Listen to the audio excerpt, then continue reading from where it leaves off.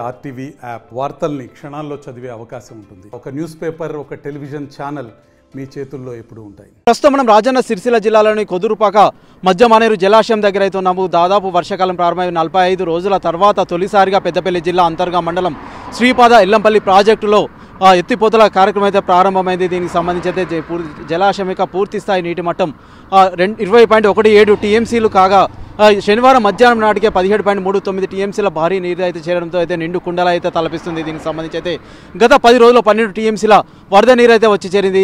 ఈ నేపథ్యంలో భారీ నీటిపారుదల శాఖ మంత్రులు ఉత్తమ్ కుమార్ రెడ్డి ఆదేశాల మేరకు అయితే దిగువకైతే నీటిని అయితే పంపిణీ చేస్తున్నారు. ప్రస్తుతం అయితే మనం రాజన్న సిరిసిల్ల జిల్లాలోని కొదురుపాక గ్రామం దగ్గర అయితే ఉన్నాము. ఇక్కడికైతే భారీగా వరద నీరు అయితే వచ్చి చేరుతుంది.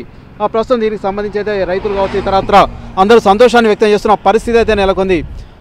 మధ్యాహ్నం 2 గంటలకైతే నీటిని అయితే విడుదల చేశారు. శనివారం నుంచి అయితే విడుదల చేయడం జరిగింది. ప్రస్తుతం దీనికి సంబంధించి 12,931 క్యూసెక్ల భారీ వరద నీరు వస్తుండడంతో హెడ్ రెగ్యులేటర్ని తెరిచి పెద్దపల్లి జిల్లా ధర్మారం మండలంలోని నంది మేడారం ప్రాజెక్టుకి అయితే 12,600 క్యూసెక్ల మేర తరలిస్తున్నారు. అంతేకాకుండా హైదరాబాద్ తాగునీటి అవసరాలకు 331 క్యూసెక్లను వదిలేస్తున్నారు. నంది పంప్ హౌస్లో మొదట ఒక మోటార్ను ప్రారంభించిన అధికారులు సాయంత్రానికి 4 మోటార్ల ద్వారా కరీంనగర్ జిల్లా రామడుగు మండలం గాయత్రి పంప్ హౌస్కు 12,600 క్యూసెక్లను వదులుతున్నారు. గాయత్రి పంప్ హౌస్లోని 4 మోటార్ల ద్వారా వరద కాలువలోకి నీటిని ఎత్తిపోస్తుండడంతో గోదావరి జలాలు మధ్య మానేరు జలాశయం అంతేకాకుండా రాజరాజేశ్వరి జలాశయానికి అయితే పూర్తి స్థాయిలో వాటర్ అయితే వస్తున్న పరిస్థితి నెలకొంది. మధ్య మానేరు జలాశయం యొక్క పూర్తి స్థాయి నీటి మట్టం 27.5 టీఎంసీలు కాగా ఇప్పటికైతే 6 టీఎంసీలు మాత్రమే ఉంది. మధ్య మానేరు జలాశయం నిండిన తర్వాత ఎగువ మానేరు జలాశయానికి అంతేకాకుండా దాని తర్వాత అన్నపూర్ణ రంగనాయక సాగర్ అంతేకాకుండా మల్లన్న సాగర్తో పాటు కొండ పోచమ్మకైతే నీటిని అయితే విడుదల చేస్తున్నట్లు కాళేశ్వర్ ప్రాజెక్టు సీఈఓ అయితే తెలపడం జరిగింది. ప్రస్తుతం దీనికి సంబంధించి రైతులైతే సంతోషాన్ని అయితే వ్యక్తం చేస్తున్న పరిస్థితి ఉంది. గత కొద్ది రోజులుగా నీరు లేక రైతులైతే ఇబ్బందులు పడ్డారు. పంట చేనులకైతే నీళ్లు లేవు. అంతేకాకుండా భూగర్భ జలాలు సైతం ఎండిపోయాయి. దీనికి సంబంధించి అయితే రైతులు కావచ్చు సామాన్య జనం అయితే ఇక్కర్లు పడ్డ పరిస్థితి అయితే నెలకొంది.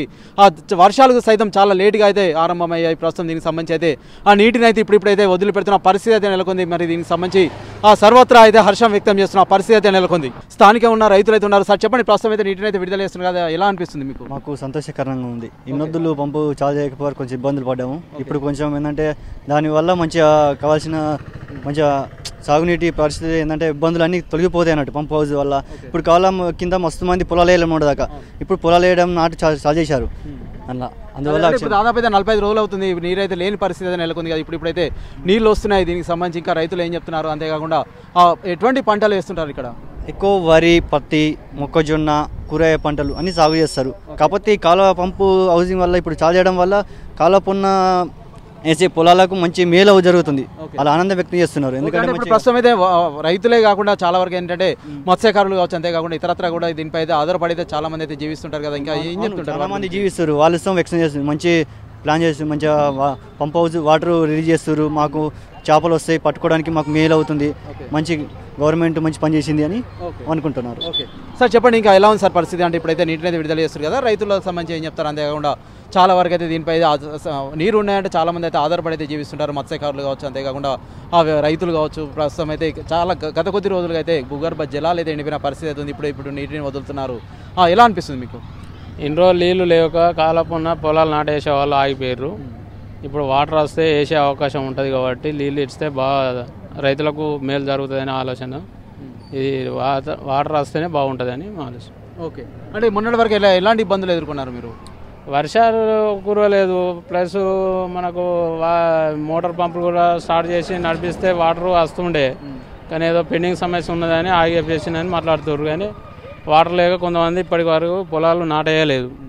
ఇప్పుడు వాటర్ వస్తే మాత్రం వేసే అవకాశాలు ఉంటుంది. ఓకే, ప్రస్తుతం మనం అయితే చూస్తున్నాము ఇక్కడైతే రైతులు అయితే హర్షం వ్యక్తం చేస్తున్నారు. ఎందుకంటే మేము గత కొద్ది రోజులుగా అయితే నీరు లేకైతే ఇబ్బందులు అయితే పడడం జరిగింది. ఇప్పుడైతే నీరు వస్తుందని అయితే మాకైతే కొంత సమాచారం వచ్చింది. మేము సైతం చూస్తున్నాము నీటిని అయితే వదలడం జరిగింది అని చెప్పేసి అయితే సంతోషాన్ని అయితే వ్యక్తం చేస్తున్న పరిస్థితి అయితే ఇక్కడ చుట్టుపక్కల గ్రామాల ప్రజలైతే వ్యక్తం చేస్తున్న పరిస్థితి మనం చూడొచ్చు. Over to studio. మరిన్ని వీడియోస్ కోసం ఛానల్ ని సబ్స్క్రైబ్ చేయండి. లేటెస్ట్ అప్డేట్స్ కోసం వాట్సాప్ ఛానల్ ని ఫాలో చేయండి. అండ్ లింక్ డిస్క్రిప్షన్ లో ఉంది.